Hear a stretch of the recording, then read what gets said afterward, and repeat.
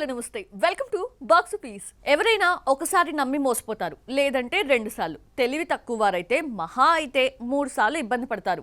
ఇలా దర్శకుడు శంకర్ అందరినీ తప్పుదారి పట్టించి చివరికి తనని ఎవరూ నమ్మలేని పరిస్థితికి తెచ్చుకున్నాడు. ఈ స్టార్ డైరెక్టర్ కి ఛాన్స్ అంటే నిర్మాతలు ఆమడ దూరం పారిపోయే సిచ్యువేషన్ వచ్చింది. ఎలాగో మీరే చూడండి. కొన్నేళ్లుగా శంకర్ చేసిన తప్పులు ఆయనకు శాపంగా మారాయి. తను తీసుకున్న గోతిలో పడి బయటకు రాలేకపోతున్నాడు. మితిమీరిన బడ్జెట్, వరుస ఫ్లాప్లతో నిర్మాతలు మునిగిపోయారు. దీంతో శంకర్ డైరెక్షన్ లో ఒకసారి నటిస్తే చాలనుకున్న హీరోలు యూటర్న్ తీసుకున్నారు. నిర్మాతలు మోహం చాటేస్తున్నారు. శంకర్ హిట్ చూసి 15 ఏళ్లు దాటింది. రోబో తర్వాత శంకర్ కు హిట్ పడలేదు. విజయ్ తో నాన్బన్, విక్రమ్ తో రజనీకాంత్ తో 2.0, భారతీయుడు 2, గేమ్ చేంజర్ అన్ని కాస్ట్ ఫెయిల్యూర్ మూవీసే. ఈ డిజాస్టర్స్ ను లిమిటెడ్ బడ్జెట్ తో తీసుంటే ఇవన్నీ హిట్ మూవీస్ అయ్యేవి. శంకర్ తో సినిమా అంటే నిర్మాత కుబేరుడైనా తట్టుకోవడం కష్టమే. సినిమా బడ్జెట్ ను డబుల్ చేసేసి నిర్మాతలను అప్పుల్లో ముంచేస్తాడు. ఇన్ని ఫ్లాపులు ఇచ్చిన శంకర్ ను నమ్మటమే హీరోలు, నిర్మాతలు చేసిన తప్పుగా చెబుతున్నారు సినీ విశ్లేషకులు. అందరూ అవసరానికి ఖర్చు పెడితే శంకర్ మాత్రం అనవసరంగా కోట్లు గుమ్మరించి నిర్మాత కోలుకోకుండా చేయటంలో స్పెషలిస్ట్ అయిపోయాడు. గేమ్ చేంజర్ నుంచి శంకర్ ఇప్పట్లో కోలుకోవడానుకుంటే నెక్స్ట్ మూవీ అనౌన్స్ చేసేశాడు. ఆ మధ్య శంకర్ తన ప్రాజెక్టు గురించి ఓపెన్ అయ్యాడు. 1,00,000 కాపీలు అమ్ముడైన నవల వేల్పారి ఆధారంగా సినిమా తీస్తున్నట్టు తెలిపాడు. రాజుల కాలం నాటి కథను పాన్ ఇండియాగా తీయటానికి రెడీ అవుతున్న నిర్మాత దొరకటం లేదు. ఎవ్వరూ ఛాన్స్ ఇవ్వకపోతే నిర్మాతగా మారే ఆలోచన శంకర్ కు అస్సలు లేదు. తన మేకింగ్ కు విచ్చలవిడి ఖర్చుకు రోడ్డున పడతామన్న భయం ఆయనకు లేకపోలేదు. అందుకే ఎంతమంది రిజెక్ట్ చేసినా ఎవరో ఒకరు దొరకపోడా అన్న ధైర్యంతో ప్రొడ్యూసర్ ని సెర్చ్ చేస్తున్నాడు. వేల్పారి నవలను సినిమాగా తీయటం శంకర్ లేటెస్ట్ డ్రీమ్. సినిమాకు టెక్నికల్ గా హై స్టాండర్డ్స్ అవసరమన్నాడు. గేమ్ ఆఫ్ థ్రోన్స్ అవతార్ కు ఉపయోగించిన టెక్నాలజీని పరిచయం చేస్తామని, ప్రపంచమంతా గుర్తిస్తుందని చెప్పుకొచ్చాడు శంకర్. ఎన్ని డిజాస్టర్స్ పడినా అంతకు మించిన బడ్జెట్ కథలని ఎంచుకోవటం షాక్ ఇస్తోంది. నిర్మాతలు ఎవరూ ముందుకు రాకపోయేసరికి వేల్పారి కథను 3 పాటలుగా ఒక్కో పాటకు 100 కోట్లు ఖర్చు పెడితే చాలనుకుంటున్నాడట. పాటకే 20 కోట్లు ఖర్చు పెట్టే శంకర్ సినిమాను 100 కోట్లతో తీస్తాడంటే నమ్మే వెర్రి వెంగలప్ప ఎవరూ లేరు. గతంలో అన్ని సినిమాల విషయంలో ఇలా చెప్పే నమ్మించి బడ్జెట్ ను డబుల్ ట్రిపుల్ చేసేశాడు. వేల్పారి నవలను 3 పార్ట్స్ గా తీస్తాను అని శంకర్ చెప్పడంతో నిర్మాతల్లో భయం మరింత పెరిగింది. భారతీయుడు 2 సెట్స్ పై ఉన్నప్పుడు భారతీయుడు 3ని ప్రకటించారు. భారతీయుడు 2 ఫ్లాప్ అయ్యేసరికి భారతీయుడు 3ని పట్టించుకోవడం మానేశాడు శంకర్. ఈ లెక్కన నవలను 3 భాగాలుగా తీస్తానంటే నమ్మే నిర్మాత ఎవరుంటారు? అపరిచితుడు హిందీ రీమేక్ ను రణవీర్ సింగ్ తో అనౌన్స్ చేస్తే అటకెక్కింది. భారతీయుడు 2 దెబ్బకు 3వ పార్ట్ ను గాలికి వదిలేశాడు. ఇది నా సినిమా కాదన్నట్టు బిహేవ్ చేశాడు. దీంతో లైకా ప్రొడక్షన్స్ కోర్టును ఆశ్రయించగా భారతీయుడు 3 పూర్తి చేసే వరకు మరో మూవీ జోలికి వెళ్లడానికి వీల్లేదని తీర్పిచ్చింది. శంకర్ చేజేతులారా నమ్మకాన్ని కోల్పోయాడు. వేల్పారి నవలలోని లీడింగ్ రోల్స్ రజనీకాంత్, కమల్ హాసన్ కు సూట్ కాదట.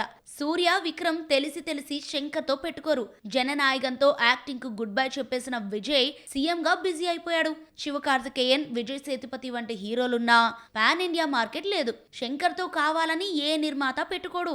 ఒకవేళ ప్రొడ్యూసర్ ముందుకొచ్చినా హీరో దొరకటం కష్టం. ఒకవేళ చేతికి చిక్కినా అనుకున్న బడ్జెట్ లో పూర్తి చేయలేడు. సినిమా పూర్తయ్యే వరకు ఈ ప్రాజెక్ట్ ను నమ్మలేం. పెద్దికి అన్ని కలిసొస్తున్నాయా? అబ్బాయి సినిమాకి బాబాయ్ అండగా నిలిచాడు. ఆంధ్రాలో బెనిఫిట్ షోస్ కి పర్మిషన్ ఇవ్వడమే కాదు, టికెట్ రేట్స్ కూడా పెంచారు.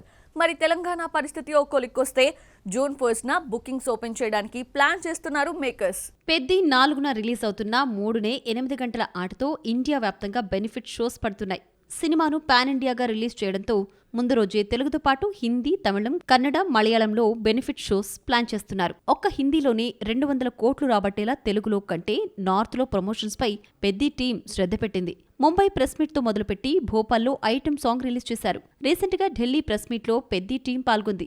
మోడీ సినిమా గురించి అడిగి తెలుసుకున్నారని, ఈ సందర్భంగా వికసిత్ భారత్ లో భాగంగా స్ఫూర్తి నింపే కథను తనతో పంచుకున్నారన్నాడు రామ్ చరణ్. అది చిన్న సినిమా అయినా పెద్ద సినిమా అయినా టికెట్ రేట్లు పెంచమని అడిగితే చాలు ఏపీ ప్రభుత్వం పెంచేస్తోంది. పెద్ది బెనిఫిట్ షో టికెట్ను 600 రూపాయలుగా నిర్ణయించింది. 4 నుంచి 10 రోజుల వరకు రోజుకు 5 షోస్ ప్రదర్శించుకునే ఛాన్స్ ఉంది. సింగిల్ స్క్రీన్లో ₹100, మల్టీప్లెక్స్లో ₹125 పెంచుకునే వెసులుబాటు కల్పించింది. తెలంగాణలో టికెట్ రేట్లు పెరిగినా పెరగకపోయినా బెనిఫిట్ షోస్ పడనున్నాయి. టికెట్ రేట్లు పెంచడానికి తెలంగాణ ప్రభుత్వం సానుకూలంగా లేకపోతే మాత్రం ప్రస్తుతం ఉన్న టికెట్ రేట్లతోనే బెనిఫిట్ షోస్ వేసుకోవచ్చు. రిలీజ్ రోజు 5 ఆటలకు అనుమతిచ్చే ఛాన్స్ కూడా ఉందని తెలిసింది. చిన్న హీరో పెద్ద హీరో అన్న తేడా లేకుండా అందరినీ ఐపీఎల్ వణికిస్తోంది. ఇండియన్ ప్రీమియర్ లీగ్ జరిగినంత కాలం రిలీజెస్ కు దూరంగా ఉండాలని చాలా మంది నిర్మాతలు డిసైడ్ అయ్యారు. షూటింగ్ పూర్తి కాలేదు, విఎఫ్ఎక్స్ వర్క్ జరుగుతోంది. ఇలా ఎన్ని కారణాలు చెప్పినా ఐపీఎల్ అనేది బలమైన భయంగా మారింది. మే 31 నాటికి ఐపీఎల్ సందడి ముగుస్తుంది. 2 నెలలుగా సినిమా ఇండస్ట్రీని పట్టిపీడిస్తున్న భయం వీడుతుంది. ఐపీఎల్ కు ఎదురెళ్లకుండా జూన్ 4న పెద్ది థియేటర్స్లోకొస్తూ భారీ ఓపెనింగ్స్ పై కన్నేసింది. జూన్ 2nd వీక్లో స్కూల్స్, కాలేజెస్ ప్రారంభమవుతాయి. జూన్ 4న రిలీజ్ చేస్తే వారం పాటు సెలవులు కలిసొస్తాయని మేకర్స్ ఆలోచిస్తున్నారట. దృశ్యం ఫ్రాంచైజీ దృశ్యం 3తో ముగుస్తుంది అని డైరెక్టరే చెప్పేశాడు. దృశ్యం 3కి డివైడ్ టాక్ రావడంతో డిజాస్టర్ అని డిస్ట్రిబ్యూటర్స్ లెక్కలిస్తున్నారు. కానీ సీన్ చూస్తే రివర్స్ అయింది. 200 కోట్ల మార్క్ దాటేసింది. ఈ లెక్కన 4వ పార్ట్ ఉంటుందా? Watch the story. దృశ్యం 2తో పోలిస్తే దృశ్యం 3 థ్రిల్లింగ్గా లేదన్న టాక్ స్ప్రెడ్ అయింది. మోహన్ లాల్, మీనా జంటగా జీతూ జోసెఫ్ డైరెక్షన్లో వచ్చిన ఈ సినిమా తెలుగులోకి డబ్ చేశారు. ఇక్కడ ప్రమోషన్స్ నిల్లు. అసలు ఈ సినిమా ఒకటొచ్చింది అన్న సంగతే తెలియలేదు. చూసిన వాళ్లకు నచ్చలేదు. దీంతో తెలుగులో డిజాస్టర్ అయింది. దృశ్యం 2లా దృశ్యం 3లో వెంకటేష్ నటిస్తాడని చెప్పినా కుదరలేదు. దృశ్యం 3 తెలుగులో ఫ్లాప్ అయినా మలయాళంలో బాక్సాఫీస్ వద్ద దూసుకుపోతోంది. అక్కడి రివ్యూ రైటర్స్ కూడా యావరేజ్ రేటింగ్ ఇచ్చినా భారీ వసూలు రాబడుతోంది. వారం రోజుల్లో 200 కోట్ల మార్కు దాటేసింది. రెండో వారం కూడా ఇదే దూకుడు చూపిస్తే 300 కోట్ల క్లబ్లోకి చేరే ఛాన్స్ ఉంది. దృశ్యం ఫ్రాంచైజీలో చివరి సినిమా అని డైరెక్టర్ చెప్పడం సినిమా కలెక్షన్స్ కు కలిసొచ్చింది. దృశ్యం 2 చూసాం, ఇక చివరి మూవీ దృశ్యం 3 కూడా చూసేద్దామని ఆడియన్స్ ఫీల్ అయ్యి థియేటర్స్ కు క్యూ కట్టి దృశ్యం 3ని కూడా సూపర్ హిట్ చేసేశారు. 3వ పార్ట్ను ఓవర్సీస్ ఆడియన్స్ నెత్తిన పెట్టుకున్నారు. ఇండియాలో 100 కోట్లు వస్తే ఓవర్సీస్ నుంచి మరొక 100 కోట్లు రావడం విశేషం. డివైడ్ టాక్ వచ్చిన దృశ్యం 3 200 కోట్లు కలెక్ట్ చేయడంతో లోకా కలెక్షన్స్ ని దాటేస్తుందా అన్న చర్చ మాలీవుడ్ ట్రేడ్ వర్గాల్లో జరుగుతోంది. కళ్యాణి ప్రియదర్శన్ నటించిన ఈ లేడీ ఓరియంటెడ్ మూవీ 30 కోట్లతో రూపొందితే వరల్డ్ వైడ్ 300 కోట్ల గ్రాస్ కలెక్ట్ చేసింది. ఇప్పుడు ఈ రికార్డును దృశ్యం 3 బ్రేక్ చేస్తుందో లేదో చూడాలి. దృశ్యం 3 అంటే సూపర్ హిట్ అయిన 2 పార్ట్లతో పోల్చుకుంటారు. ఇలా కంపేర్ చేస్తే నచ్చదన్న విషయం డైరెక్టర్ కు తెలుసు. అందుకే ముందు నుంచి పార్ట్ 1, పార్ట్ 2తో పార్ట్ 3ని కంపేర్ చేసుకోకూడదు అన్నాడు దర్శకుడు. చివరి పార్ట్ అని చెప్పడంతో దృశ్యం 3 ఎలా ఉంటుందా అన్న ఇంట్రెస్ట్ క్రియేట్ చేసి థియేటర్స్ వైపు వచ్చేలా చేశాడు జీతూ.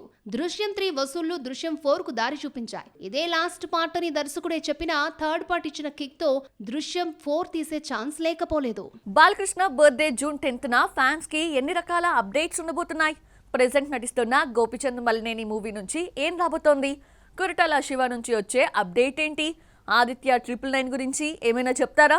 ఆల్రెడీ కథలు వినిపించిన విజయ్ కనకమెడల, వివేక్ ఆత్రేయతో సినిమాల ప్రస్తావన ఉంటుందా? Have a look.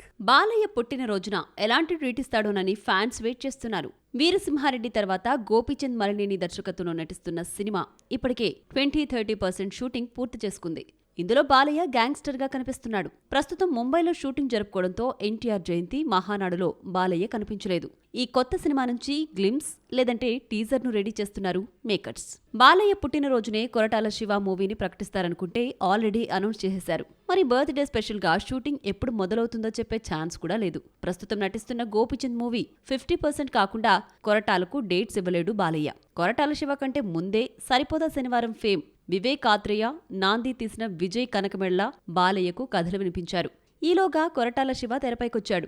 Balayya birthday సందర్భంగా విజయ్, వివేక్ సినిమాల్లో ఒక్కటైనా ప్రకటిస్తారో లేదో చూడాలి. చాలా కాలంగా ఊరిస్తున్న ఆదిత్య 369 సీక్వెల్ ఆదిత్య 999 గురించి ఏమైనా హింట్ ఇస్తాడో లేదో మరి. బాలయ్య పుట్టినరోజున అదొస్తుంది ఇదొస్తుందని నందమూరి ఫ్యాన్స్ ఎన్నో అనుకుంటున్నారు. కానీ అన్నీ వస్తాయో లేదో చూడాలి.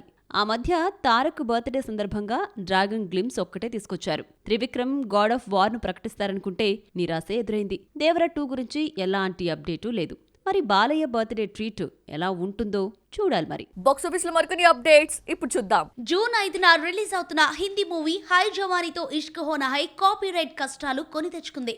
వరుణ్ ధావన్, పూజా, మృణాల్ హీరోయిన్లు డేవిడ్ ధావన్ దర్శకత్వంలో ఈ సినిమా రూపొందింది.